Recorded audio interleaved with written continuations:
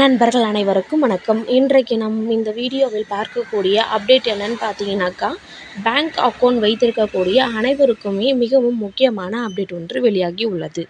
அதாவது bank account பயன்படுத்தப்படாத வங்கி கணக்கு மூட விருப்பம் உள்ள வாடிக்கையாளர்கள் அதற்காக அபராதம் எதுவும் செலுத்த தேவையில்லை என ரிசர்வ் வங்கி தெரிவித்துள்ளது. அதாவது பேங்க் அக்கவுண்ட் மைனஸில் வைத்திருக்கும் அனைவரும் இல்லையெனில் பேங்க் அக்கவுண்டை க்ளோஸ் செய்யணும்.